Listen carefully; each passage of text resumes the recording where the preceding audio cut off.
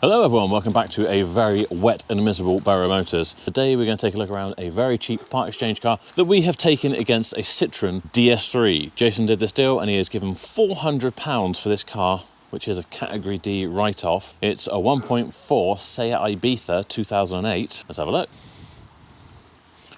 So here it is. Doesn't look too bad on the front of it, but before we get too involved with looking around it, as always, let's do a vehicle score check.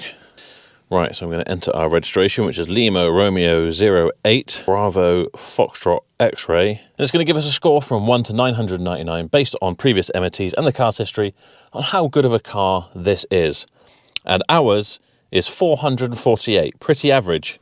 Not bad at all. Now, that doesn't take into account its salvage history. If you want to check those sorts of things, then you need to do a background check. And luckily, Vehicle Score can do those, and they happen to be about the cheapest in the UK at the moment. Their basic Salvage Plus report is only £2.97, and the Ultimate report is £8.97. And if you use our code SHIFTINGMetal15, you will get 15% off. But before you spend any of your hard-earned money, you can use a lot of their free features first to get an idea of the car, whether you even want to do a history check. So let's have a look at our score insights for our car. Looking good, low overall mileage. Mileage is between 30,000 and 80,000. Average yearly mileage is perfect. Bad bits: low MOT pass rate, over 10 comments on recent MOTs, and the vehicle is over 10 years old. Let's have a look at our MOT history provided here on the app. See that it passed last on the 18th of May 2023, so it's got a decent amount of MOT left. It had one advisory for oil leak, but not excessive, and both front tyres wearing on an edge. Let's have a look at the previous year. Slight engine oil leak, so it's definitely got a bit of an oil leak going on somewhere. Had a coolant leak, offside front inner wheel arch liner damage, well, I assume they've repaired that, and both front tyres wearing on in edges. So that was around about 3,000 miles apart. I assume that's probably the same tyres, but tracking might want looking at on this if it's wearing tyres in a weird way. Tells us that the current V5 ownership has been 16 months. The MOT pass rate is actually pretty average, 59%. It tells us that it's passed 10 MOTs, it's failed 7 MOTs. The MOT due date is the 26th of the 5th, 24. And the mileage tracker shows us that the mileage has consistently gone up, or at least stayed level, and it hasn't dipped down, showing that it might have been clocked. If we check out the estimates section, it tells us that the estimated value for this vehicle is £2,674 to £3,342.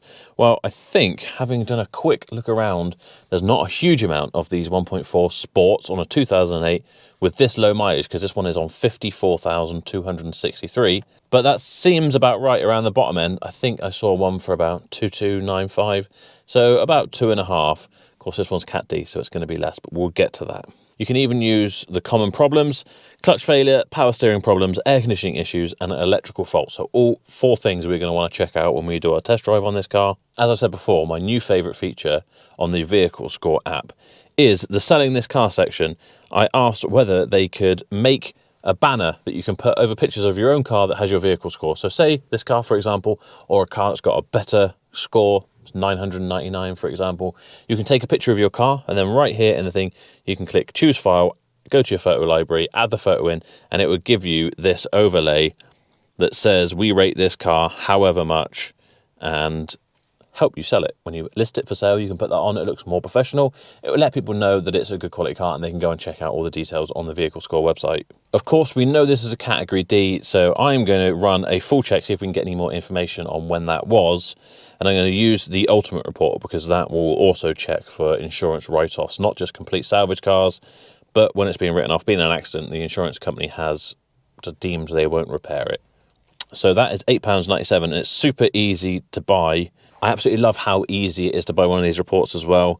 Not forgetting to use our code SHIFTINGMetal15, apply, making this check only £7.62, and it's as easy as using Apple Pay. Double click on the phone, payment goes through, then we just have to wait for our report. Right, so it looks like we've got all green ticks except for the insurance write-off. Let's click on that for some more information.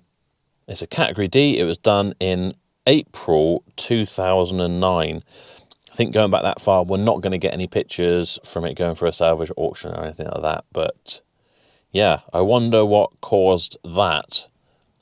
only a year old. Maybe it was vandalism. Maybe someone went around and scratched the whole car or something. Who knows? But if you hadn't done a check like this, you just wouldn't know, and the value of this car is obviously reduced by about a third. So something you really need to do when you're looking at buying a car, before you hand over your hard-earned cash, make sure it's safe. Right, so as usual, let's take a walk around this car and check it out objectively. Okay, so looking at the front, I'm actually looking at panel gaps, and maybe it had a bit of a front end bump. Maybe that's why it was a category D, because none of this really seems to fit quite right, does it? Headlights misting up. The wing is proud of the bonnet. It's all a bit skew whiff on the front as well, so that's definitely, you know, a strong potential. Look at the alignment of the front wing to the door. Just doesn't look right, does it? If you can catch when you go out like that, that's just not how it should be. But of course, any number of things could have happened to this car in those 13, 14 years since it was written off. It could have had more accidents, you know, that they've just repaired themselves. So we can't really say, can we? It looks quite decent on the whole, but it is raining out here, so a bit of God's polish always makes everything look better. That's why you never really want to buy a car in the rain or wet. You want to see the car dry, because then it will show you any paint imperfections that are going to be hidden by rain. Look how nice and glossy it looks there where it's wet, and then the rest of it not as much. Front wheel absolutely caked in brake dust. This tyre looks a bit perished on the outer wall. They've been hitting that against curbs, I think, and tread probably about 4 mil, but you know, that's getting close to being wanting to be changed. That'd probably be advised. And I wonder if it is. I can't feel that these are wearing on the inner edge, which was MOT advisory, so they may well have changed them. If they haven't, maybe they've swapped them around, so we'll check that in a minute. No obvious signs of damage down this side. Again, you can see there's a bit of a scuff there or something. If I dry it up with my jumper, you can see there's something in there. You wouldn't really see that through the rain, so there may be a lot of things we'll miss on this going around, but we'll do our best. This wheel, again, looks in pretty good condition. A couple of minor marks on it, but also looking perished. Similar amount of tread, 4 mil. It's a constancy something, which I can't read because it's wet. Then coming around the back, everything looks pretty okay, to be fair. Nothing jumping out at me. I wonder if our rear wiper works. I'll try my best to remember to check that in a minute. Rear bumper fitment, not so great there, but on the whole looks better than the front one, that's for sure. This wheel, we've got some bigger scuffs on it. Again, all the tyres are perished. Guess that happens with low mileage cars, but yeah, we might be looking at a full set of tyres on this thing. About 3 or 4 mil of tread. And this one is a Carbon Series CS5, or no, what the hell is it? CS816, I think. God knows what that is. Privacy glass on the back. Perfect car for a, you know, young driver or something. This 1.4, black, tinted windows, alloy wheels. It's got a fair amount going for it. Now, we got a bit of a ding in the wing there. That paintless dent man will get that out quite easily. Rust starting to set in on that wing. I don't want to press it too hard because it will probably fall apart. This side skirt has got a lot of self-tapping screws in it, holding that on, along with the moss. And this wing has got quite a few scratches on it where it's been through hedges and things, I think. And it's even more obvious here how bad the front bumper fitment is. There is no avoiding that. That is sticking out where it probably shouldn't be. Look at how many bugs are living inside this headlight. Oh, sorry, living. They're well and truly dead, aren't they? But how many have got in there? Sometimes you see a few in there, but that is the biggest bug collection I've ever seen. A few stickers in the window, and interestingly, parking tickets over the VIN number here. Now, I'm not too worried with this car. We know it's a write-off, etc. But if you're going to look at a car and there are parking tickets over the VIN number like this, you absolutely have to get in there and clear that out and make sure that that car is the car that you're looking at. You know, it's the right car. The number plate matches the VIN number, that sort of thing. They haven't just done something stupid like sticking bits of paper or parking tickets. It's a fairly common trick to stick the parking tickets over the VIN number in the window there so you can't see it, and they tell you know, just hope that you won't check that perhaps they've put a wrong set of plates on a stolen car or something. So yeah, something you definitely want to check. This headlight, well and truly steamed up. Probably not much saving that. I can see there's a bit of water in the bottom of it. You can sort of take them out, put a hairdryer in there, leave it going, dry them out,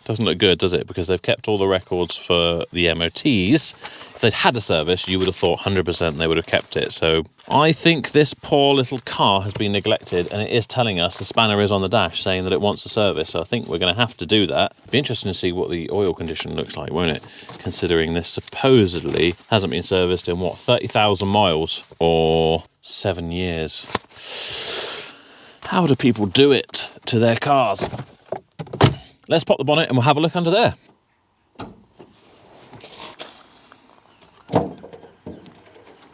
Right, well, here it is. Considering the potential neglect, belt seems okay, in good condition, not cracking, etc. Doesn't look too bad in here. This is going to be the real acid test, isn't it? That doesn't look too bad at all, does it? So I wonder if they've been servicing this car themselves or something, because that's not 30,000 mile oil, is it? That's still got some colour to it. That's nice and fresh. I wonder what the coolant's like. I don't know how hot this is.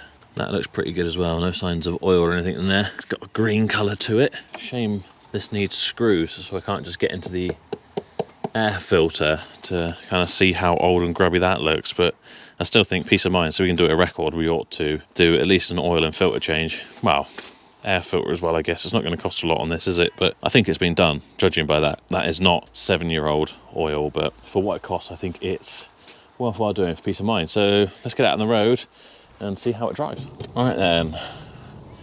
Remember to test my rear wiper. Does that work? It does. It is flashing at me like crazy. The inspection spanner. Desperate for a service, I think.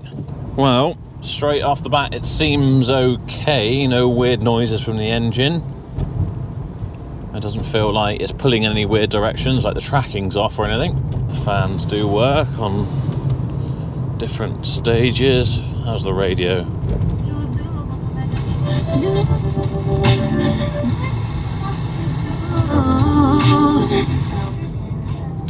That is not the most premium of sound systems, I can tell you. I'm not even sure it's got rear speakers. If it has, I'm not sure they're connected. Quite nice and easy and comfortable to drive though. Got to say the fuel gauge in this is quite confusing because it goes from right to left. The full to the left is full and all the way to the right is empty. Well, it's like the opposite of what you normally expect, isn't it? You normally go from left to right, but it's the other way around. So you look at it, I was thinking, God, we've got 3/4 of a tank, but we haven't. We've got 1/4 of a tank, but still, better than nothing. I'm not complaining. And at no point while looking at this car am I complaining, because I know I only paid £400 for it, and I know it's not a lot of money, and I'm not picking it to pieces. I'm not an idiot. I'm just trying to show you what a £400 part exchange looks like. Electric windows work. Even with the window shut though, I'm noticing a bit of wind noise from door. Someone's got a bit of a funky seal on there going on. I've got to say, drives nice. Nice light steering, nice light clutch. Everything feels pretty good. Drives in a straight line. The wind kind of from this window would annoy me. I'm not sure if you can pick that up, but we'll try and see if we can't. Oh, it feels like there's a bit of a divot in the window seal there. Not that I can feel any air, but I think that wants looking at anyway. I have to say, this drives better than I thought it would. See if we get a chance to test out our 1.4 power. Can we manage an overtaking manoeuvre? Let's try it. Oh, just about. Actually feels quite throaty when you get your foot down. Not quick, but it sounds eager. But of course, as the speed goes up, so does the wind noise from the window. Whoa. You could have a good bit of induction noise on this if you wanted to put a cone filter on it. It would make your car slower,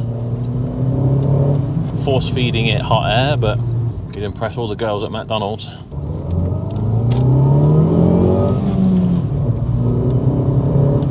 Actually, for a 1.4, it feels quite sprightly. This compared to like a Vauxhall 1.4 that are usually absolutely dead to the world, this feels quite sort of sprightly and revvy. I quite like it. As I said, the steering wheel's nice and chunky and all that sort of stuff. Yeah, I think tyres definitely want replacing. They've gone hard and brittle, and if I brake hard in this thing, the brakes are doing their job, but it just starts skidding straight away, and I think that's because the quality of the rubber is terrible. Obviously it's wet. You know, I'm not braking that hard for it to brake straight into the ABS. So, yeah. If we're gonna get Sophie to sell this, then we're gonna need to change those really. So I think we need a full set of new tyres. We need to sort out these heater controls, get them kind of pushed back out. We need to give it a seriously good valet, and maybe, as Matt of Hype would say, a buff. Give it a buff up. And then we also need to do a service on it as well, don't we? So I'm going to head back to the garage, get all of that booked in, and I'll see you when that's done.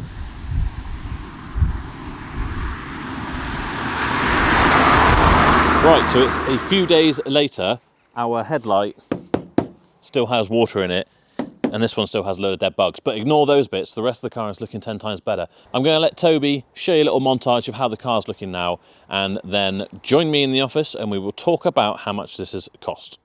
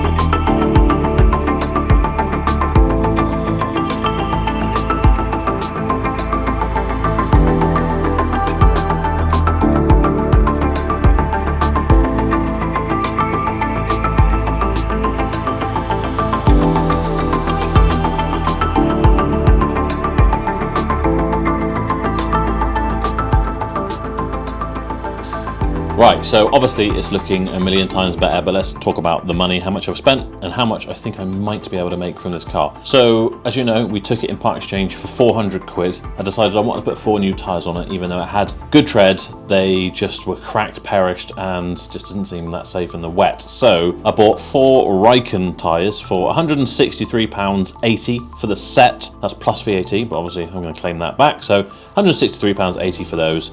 Then we've done a service on it as well, because it hadn't been serviced for about 30,000 miles, I think. £4.87 for an air filter, £2.55 for an oil filter. The oil to us, which is 5W30, we get it in a 200 litre drum at about £1.80 a litre. Cost me £5.76. Then I'm going to put down about 5 quid just for valeting, for chemicals, for shampoo and stuff for the seats, air freshener, that sort of stuff.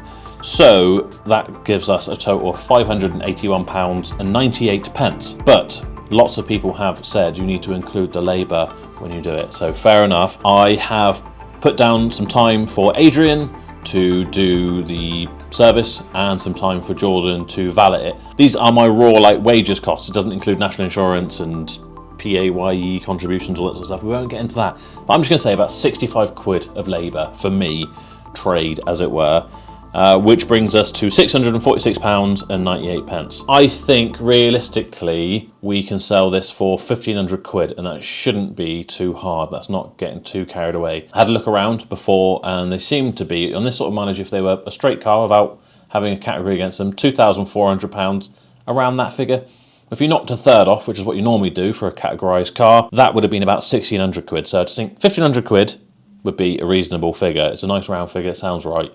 Which would give us a profit of £853.02, and that would be a return on investment of 131.85%. Not bad at all. A couple of things not included in the pricing there. Jordan did pop back in the little heater controls for me as well, because they were pushed in and you couldn't really read them, so he's clipped those back in. And ideally we will get a hot air gun or our car dryer thing and dry out that headlight to get the moisture out of it, because that would be an MOT failure. Fairly confident we can dry out that headlight and that will all be good. So that is it. It only took us a few days. The car's looking 10 times better. I think we can get that down to the farm. Sophie can get it up for sale on sophiesbangers.com or whatever. We're actually thinking about starting a Facebook group, maybe called Sophie's Bangers, maybe not, I don't know, where we can put some of our part exchange cars and everyone can kind of buy them there. Let me know if you'd be interested in that. Currently she just puts them on Facebook Marketplace, things like that. But And if we put all of our part exchange cars up there, we'd do like little videos explaining what's wrong with them, because a lot of them have got stuff wrong with them. And yeah, just something we're considering. So let me know what you think. That aside, if you enjoyed the video, please do give it a thumbs up. Make sure you subscribe. Don't forget to follow me on Facebook, Instagram and TikTok. And check out the website, shiftingmetal.co.uk. Loads of merch and discount codes. I'd be very grateful. See you next time.